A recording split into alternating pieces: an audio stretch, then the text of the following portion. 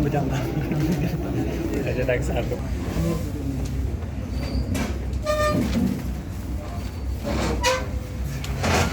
ये login screen बना दी थी और ये एम्प्लॉय, इतना तो काम हमने कर दिया।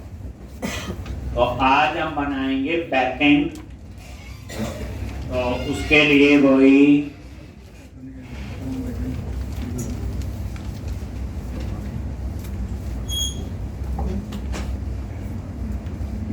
create a new project,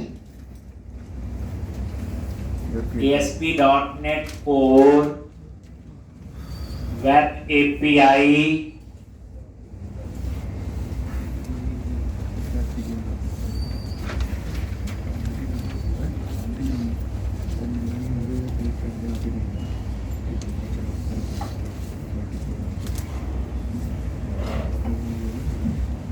next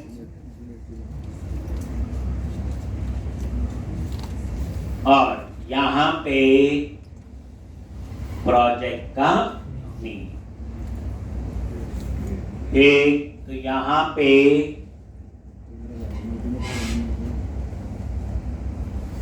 employee API with JWT_104A।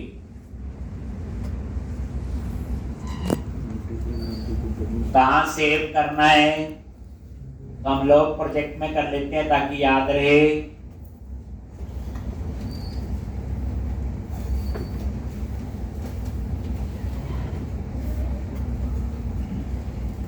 Angular application, और ये एंगुलर एप्लीकेशन विद JWT और सिलेक्ट, यानी कि एंगुलर वाले प्रोजेक्ट में ही रख दिया, नहीं तो कहीं और भी रख सकते, वो आपकी choice. Then click on next.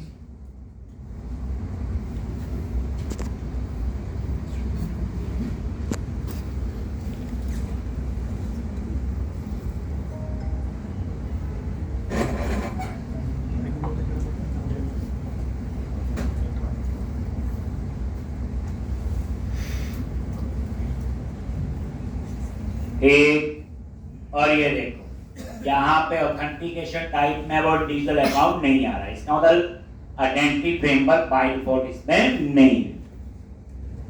Then click on create.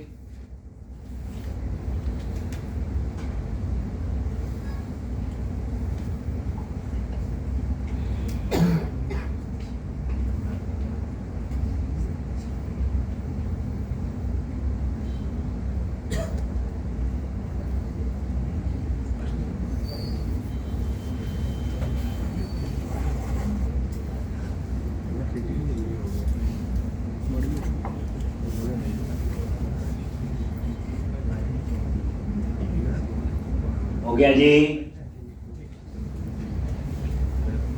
तो अब आपने क्या कर, तो यहाँ पे डाटाबेस तो यूज होगा ही, तो उसके लिए तो नेम स्पेस चाहिए, आइडेंटिटी भी। अब इसमें तो इनबिल्ट तो है ही नहीं, वहां तो आपको पता है आइडेंटिटी फ्रेमवर्क में, क्योंकि वहां क्या था, वहां व्यू भी चाहिए। अब देखा आइडेंटिटी फ्रेमवर्क में रेजर पेज भी बन जाते थे ना, लॉगिन रजिस्टर, लेकिन ये कंसेप्ट है एपीआई। एपीआई का तो व्यू होता ही नहीं है, लेकिन अब हमें आइडेंटिटी फ्रेमवर्क तो यूज करना है विदाउट व्यू। व्यू की तो जरूरत नहीं है हमें। अब वो सारी क्लासेस मुझे यहाँ पे एक एक करके ऐड करनी पड़ेगी। एक तो जैसे ऐप सेटिंग .jsn पे गए, यहां पे हम क्या लिखेंगे, कनेक्शन स्ट्रिंग।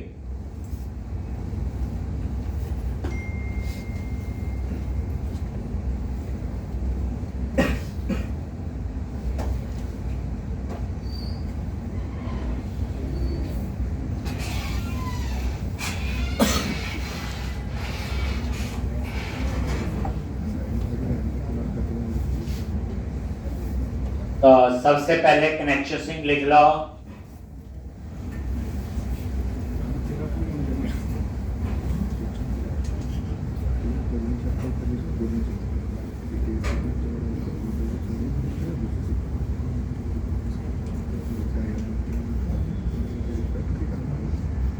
10 क्या था 4 कुछ भी नाम रख दो,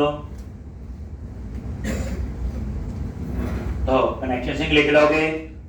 अब उसके बाद आपने यहाँ पे एक मॉडल बनाना है, मॉडल भी बनेंगे।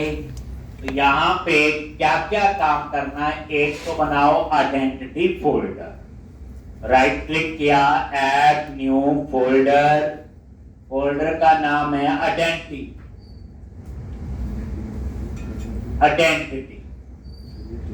ठीक, ये फोल्डर का नेम है आइडेंटिटी। यहां सारी आइडेंटिटी फ्रेमवर्क की कहानी हम लोग बनाएंगे। तो यहाँ पे बच्चे एक प्रॉपर सीक्वेंस है जो आपने फॉलो करना है। एक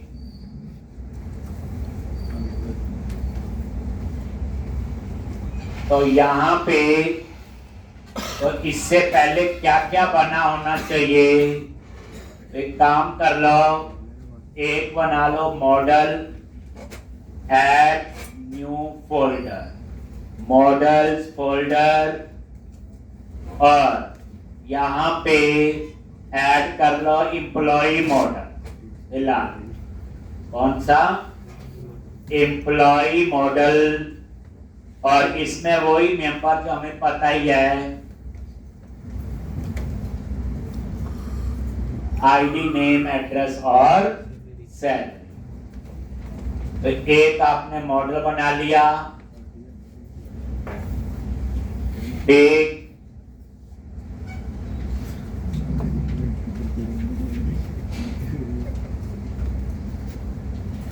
मॉडल्स फोल्डर, 3 मिनट की तो कर ले।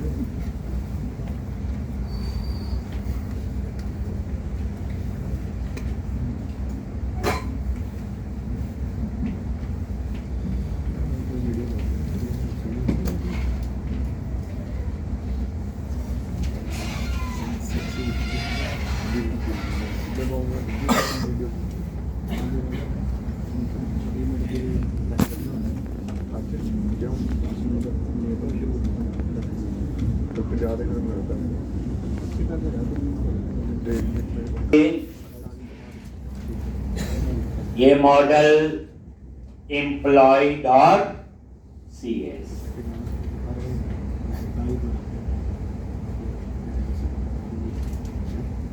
उसके बाद डेटा फोल्डर बना लो,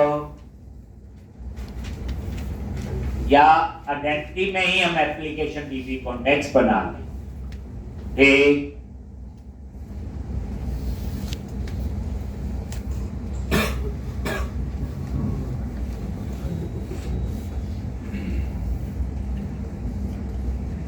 तो अब यहां पे ध्यान रखना, आइडेंटिटी पे गए, राइट क्लिक, ऐड क्लास, और सबसे पहले बना रहे एप्लीकेशन यूजर।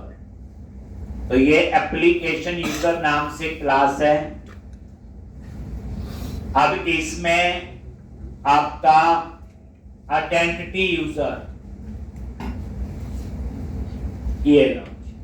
ये क्लास इनहेरिट करनी है। इससे क्या होगा, जो आइडेंटिटी फ्रेमवर्क में वो सारी इंफॉर्मेशन इसमें आएगी। तो आइडेंटिटी यूजर और यूजिंग, और ये आपका तो इसका ये फायदा हुआ कि आइडेंटिटी फ्रेमवर्क जो है, ये देखो F12 किया, वही इसमें जो आइडेंटिटी फ्रेमवर्क में ये देखो आइडेंटिटी यूजर, और ये सारे बने हुए हैं, चाहे ईमेल है, ठीक, तो यहाँ फोन नंबर वगैरह जो भी डिटेल। अब यहाँ पे 2 मेंबर लेने हैं, एक टोकन और रो।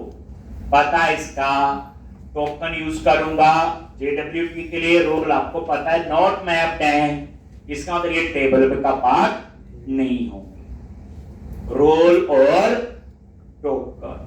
तो सबसे पहले आपने क्या करना है, सीक्वेंस याद रखना। आइडेंटिटी में जो पहला टेबल क्लास बनानी वो है एप्लीकेशन यूजर।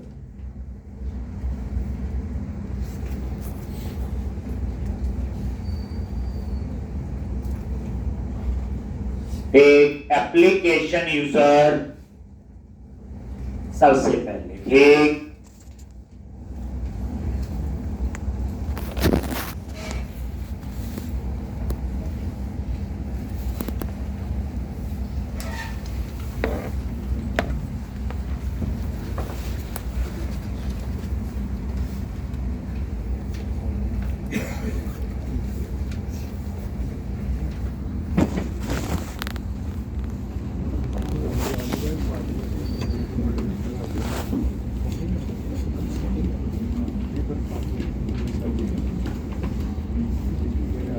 एक अब यहां पे तो पहला आपका मॉडल सीक्वेंस याद रखना।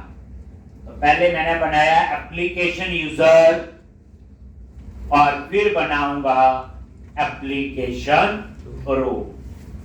आइडेंटिटी पे राइट क्लिक किया, ऐड क्लास एप्लीकेशन रो और यहां पे आइडेंटिटी रोल इनहेरिट कर लो। और ये सारी जो है किसकी है? Identity framework. ठीक, मतलब ये है जो रोल के लिए आइडेंटिटी फ्रेमवर्क में क्या बना हुआ? आइडेंटिटी एक, और यहां पे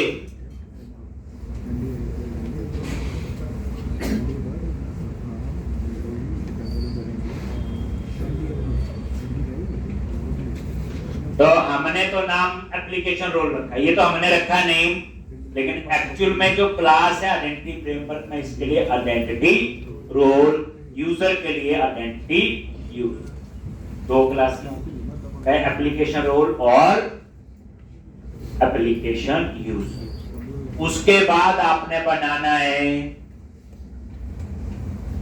एक यहां पे एप्लीकेशन डीबी कॉन्टेक्स्ट।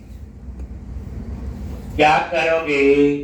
आइडेंटिटी पे राइट क्लिक किया, ऐड क्लास, क्लास का नेम है एप्लीकेशन डीबी कॉन्टेक्स्ट।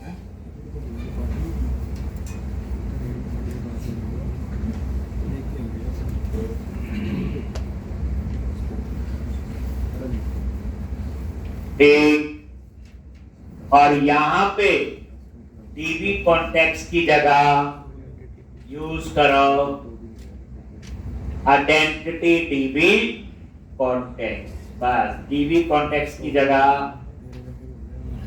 और इसका जो पैकेज है वो आपने इंस्टॉल कर।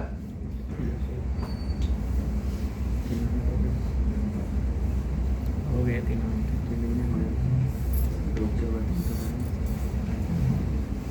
तो यही है पहला ही वर्जन। कौन सा यूज कर रहे? 6.0.3 और इंस्टॉल। एक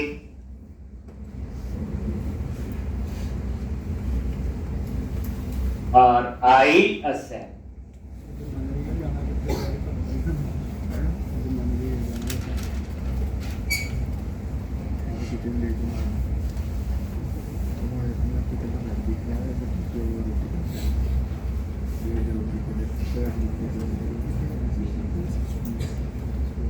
ठीक, तो ये आपका पैकेज इंस्टॉल हो गया, आइडेंटिटी और इसका नेम स्पेस अब है। ठीक, और इसके अंदर आपने लिखना है एप्लीकेशन यूजर। ठीक, इसलिए एप्लीकेशन यूजर क्लास पहले बनानी पड़ेगी, इसे सीक्वेंस को प्रॉपर फॉलो करना। बाकी कहानी लिखते हैं आप लोग, कोई डीबी कॉन्टेक्स्ट ऑप्शन से, और यहां पे एक, और वही हमने जो दो बनाए थे एक एप्लीकेशन रोल और एक एम्प्लॉय। तो ये लिख, थोड़ा ध्यान ये रखना है कि डीबी कॉन्टेक्स्ट की जगह आइडेंटिटी, क्योंकि सारा काम है आइडेंटिटी फ्रेमवर्क। यानी अब हम कोड से आइडेंटिटी फ्रेमवर्क इंप्लीमेंट कर। एक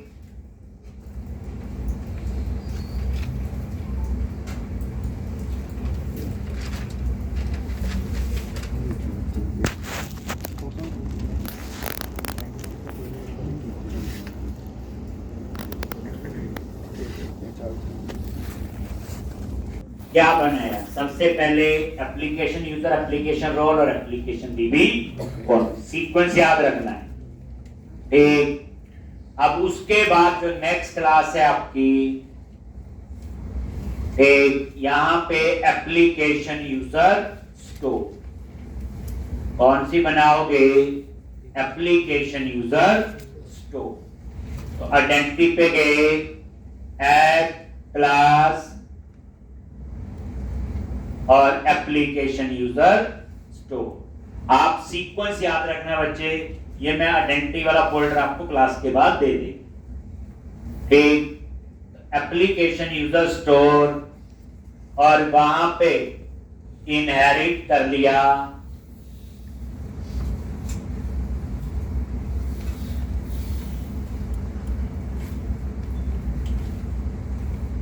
एप्लीकेशन यूजर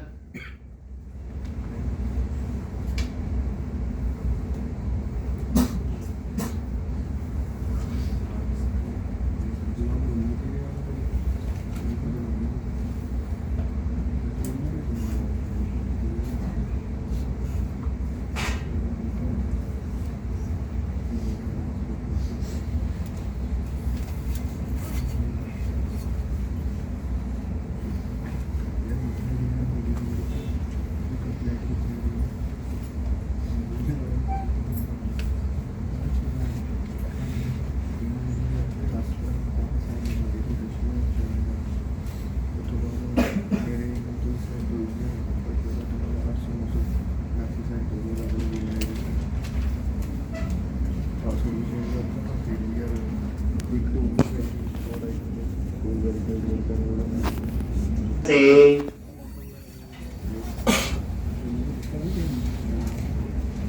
ये आपका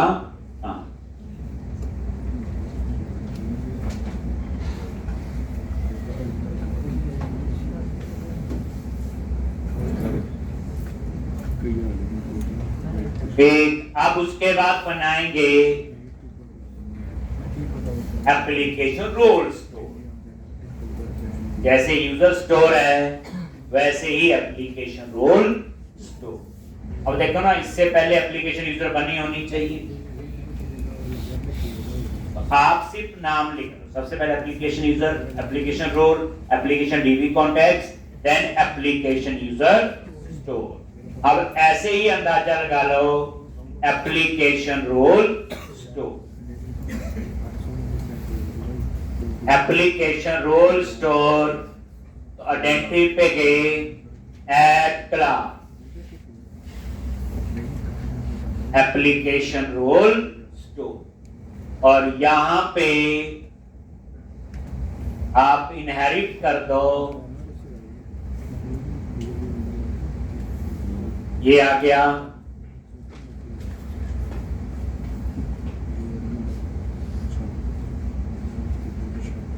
एक और उसके बाद ये constructor,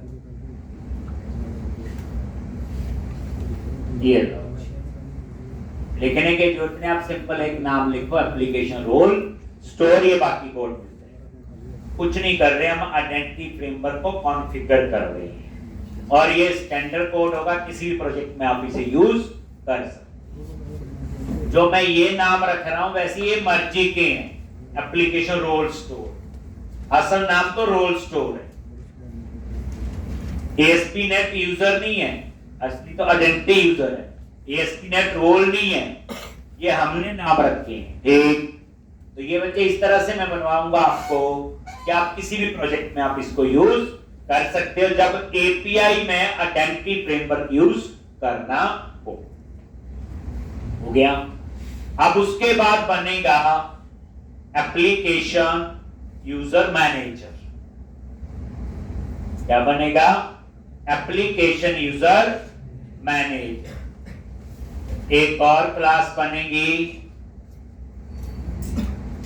application user manager.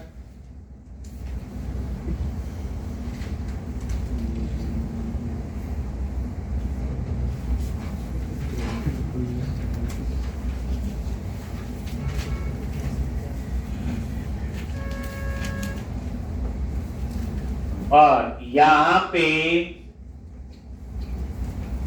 User manager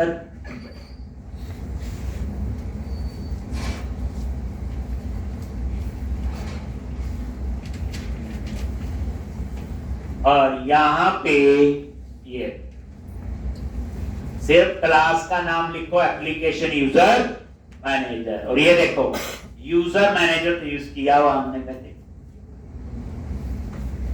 user manager होता है यूजर के लिए, रोल मैनेजर होता है रोल के लिए, और साइन इन मैनेजर होता है लॉगिन के लिए। कोई यूजर बनाना है तो यूजर मैनेजर, कोई रोल बनाने हैं तो रोल मैनेजर, और लॉगिन करना है तो साइन इन मैनेजर। अब क्लास का क्या हुआ? Application user, application role, application DB context, application user store, application role store. अब आ गया एप्लीकेशन यूजर मैनेजर। अब अंदाजा लगाओ अगली कौन सी होगी? Application role manager. एक उसके बाद कौन सी होगी?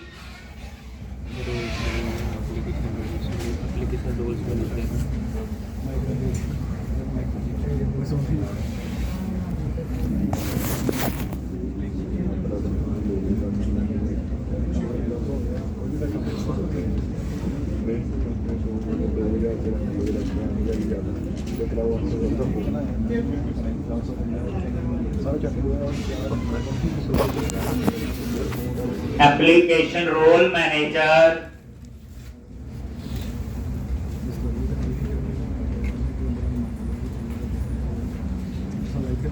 Add class.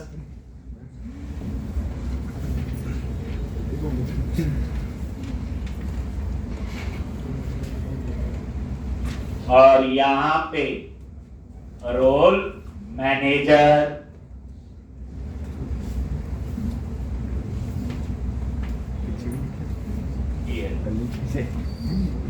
एक ये रोल क्लास ही देख लो, application user, application user store, application user manager. तीन application role, application role store, application role manager. कितनी हो गई? 6। Application DB context 7। अब एक क्लास और है एप्लीकेशन साइन इन मैनेजर। तो सिर्फ आप क्लास का नाम लिखो और सीक्वेंस याद रखो। अगर आप सबसे पहले रोल मैनेजर बनाओगे तो एप्लीकेशन रोल कहां से मिलेगा? इसलिए कौन सी क्लास पहले बनानी वो देखना है। अब उसके बाद एक क्लास और है एप्लीकेशन साइन इन मैनेजर। इसके लिए होता लॉगिन।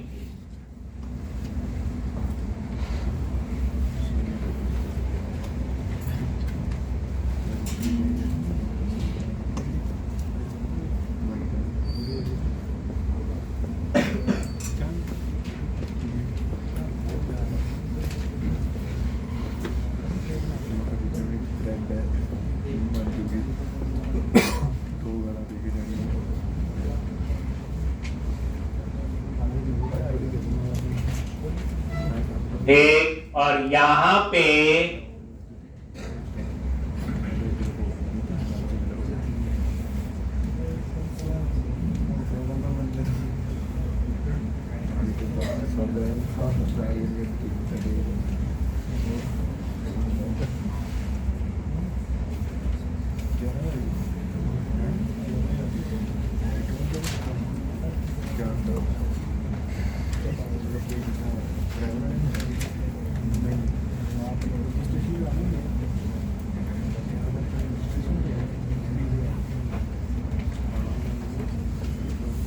क्लियर जी? तो इस तरह से एप्लीकेशन साइन इन, ठीक है जी।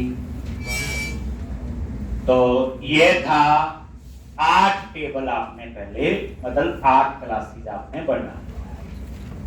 पहला काम तो ये sequence, application user, application role, application DB contact, application user store, application role store, application user manager, application role manager, और लास्ट में होगी एप्लीकेशन साइन इन मैनेजर। ये हम आइडेंटिटी फ्रेमवर्क को बच्चे कॉन्फ़िगर कर रहे हैं। जब कोई बोले एपीआई में आइडेंटिटी फ्रेमवर्क, क्योंकि आइडेंटिटी फ्रेमवर्क ऑथेंटिकेशन ऑथराइजेशन के लिए सबसे पावरफुल बैकएंड में माना जाता है सिक्योरिटी रीजन से। ये मैं वही बता रहा हूं, बैकएंड मतलब एपीआई। ये तरीका आपको आना चाहिए। हो गया इतना? चलो, अब हमने जब ये क्लासेस बना ली, देन उसके बाद ये काम तब करेंगे जब program.cs में ऐड करेंगे। तो अब आप आ जाओ program.cs, ठीक, और यहां बिल्डर ऐप के ऊपर इन सबको क्या करना, आपने ऐड करना है, ठीक।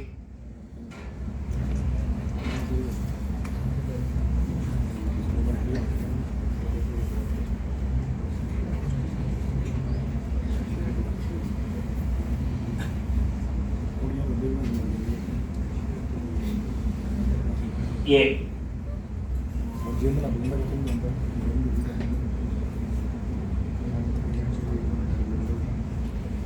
तो यहां पे इस जगह पे आपने सारी ऐप,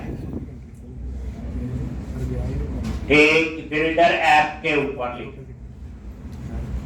तो यहां पे ये सारी, ये हम बाद में बनाएंगे तब इसको कर देंगे। ठीक, तो ये सारी आपने यहाँ पे ऐड करनी है, इसका तरीका है, पता ही है। तो क्लास बनाते हैं यूज तो तभी होगी कंट्रोलर में जब हम इसको यहाँ पे ऐड करें।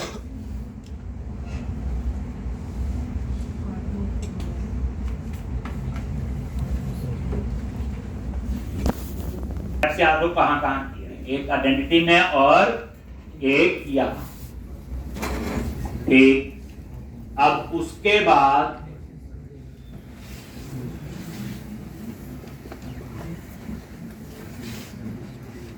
यहीं पे एक बार मैं सारा एक क्लोज कर देता हूं, और ये अब यहां पे program.cs में कनेक्शन सिंक भी एक्सेस करना है, अपने आप तो आया नहीं है। तो यहां पे आप जैसे कनेक्शन सिंक एक्सेस करते हो, याद है, एक जो कौन एसटीआर वहां पे नेम दिया, तो वो कनेक्शन सिंक आप लिखोगे, बस थोड़ा सा इसका तरीका अलग।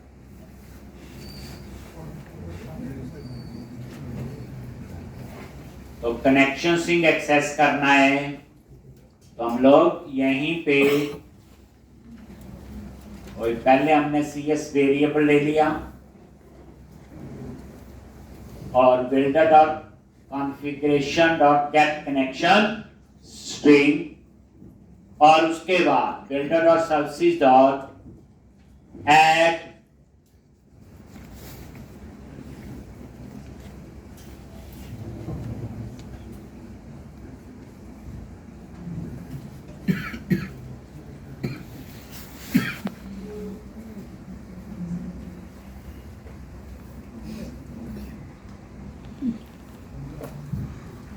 सर्विसेज डॉट, क्या था इसका,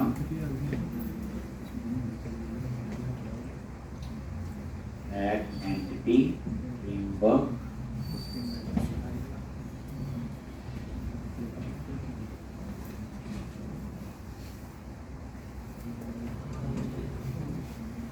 और यहाँ पे बाकी सारा ये आपका असेंबली, ये जो पहले नहीं लिखा था हम लोग, ये चीज है।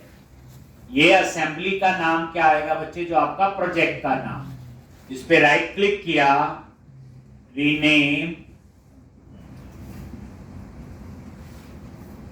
ये बस ये आपने चेंज करना है।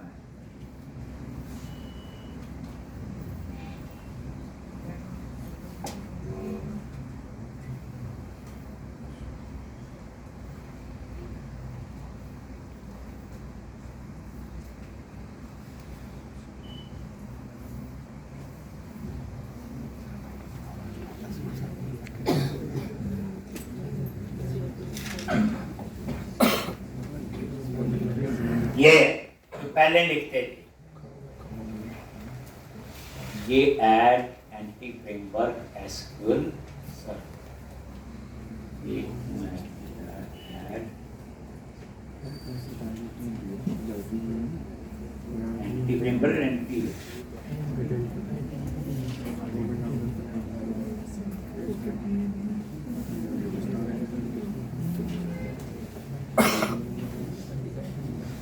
add entity framework SQL, error दे रहा है। अब पैकेज देखना पड़ेगा कौन सा है। add entity framework SQL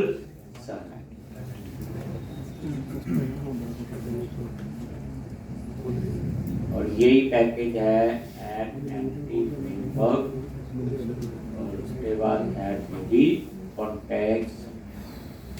देखते हैं कौन सा पैकेज है ये, वो पैकेज इंस्टॉल करना है। यहाँ कनेक्शन सिंक थोड़ा अलग है, देखा होगा, ये असेंबली का नाम देना है और ये आपका अपना प्रोजेक्ट का नाम है, जो ये वाला नेम आप लोगों का हो।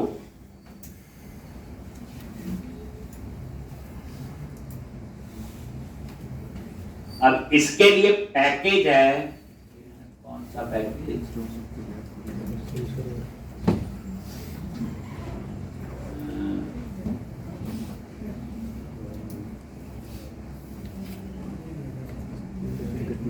पैकेज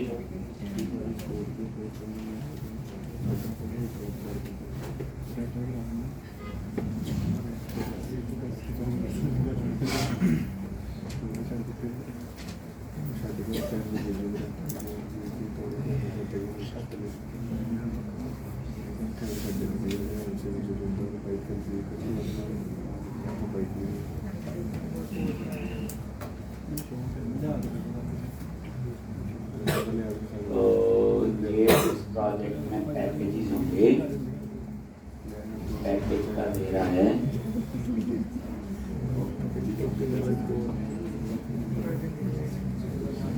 कौन सा हमारे पास नहीं है बच्चे, देखो चेक कर लेते हैं। ये तो है ऐड आइडेंटिटी, ये चाहिए मुझे ना। लो क्या करूं, तो बताइए ना कौन से हैं ये तीनों पैकेज।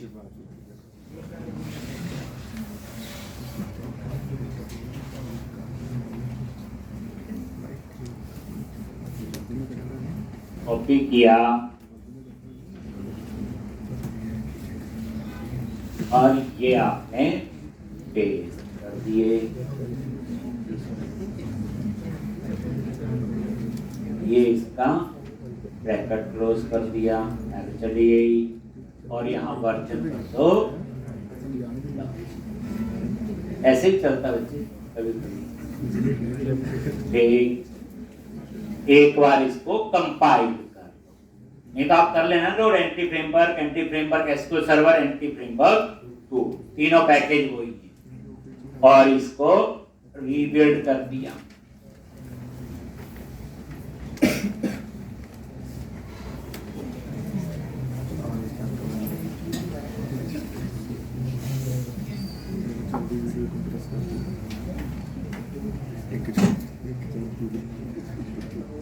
एक अब ये यहाँ पे देखो ये एरर चली गई।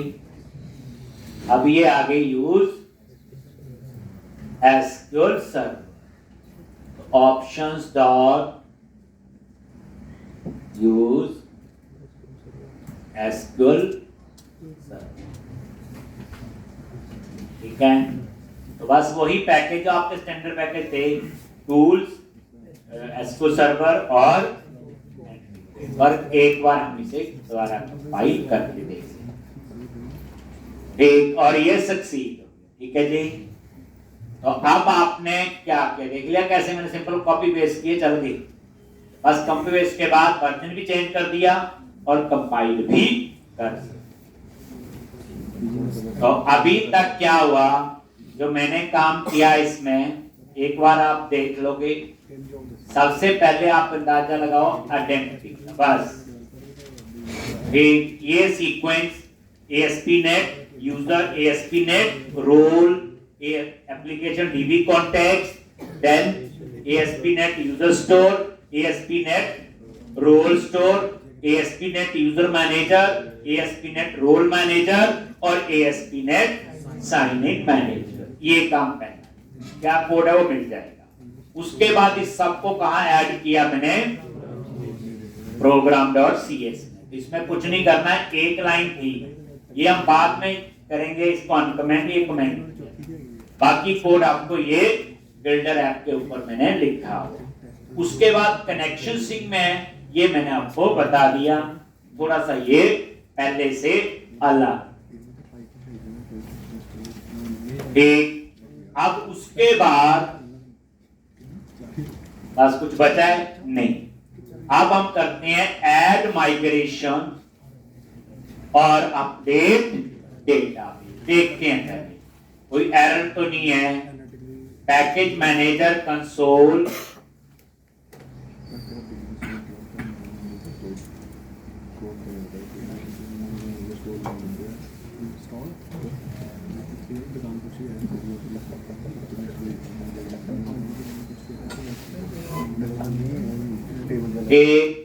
ऐड हाइफन माइग्रेशन इनिट लो। क्या करना चाहिए इसको, 7 टेबल वो बना देने चाहिए प्लस एक एम्प्लॉय, बस यही होगा। एंटर प्रेस करो। अगर इसमें कोई एरर नहीं आती है,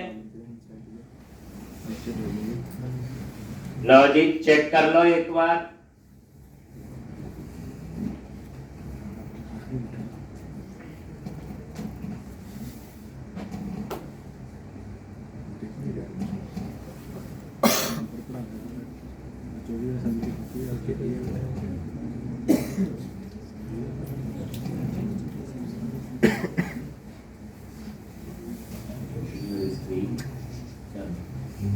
ये आ गया माइग्रेशन और इनिट लो।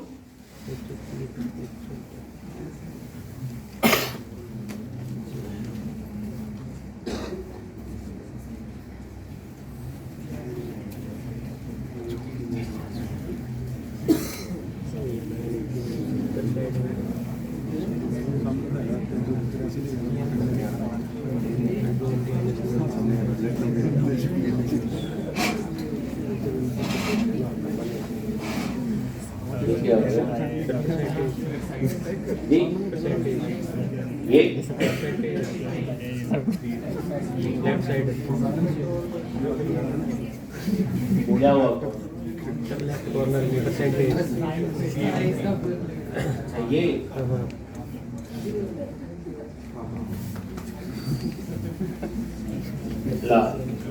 तो मेरे को लगता है जितना काम किया वो सक्सेस है।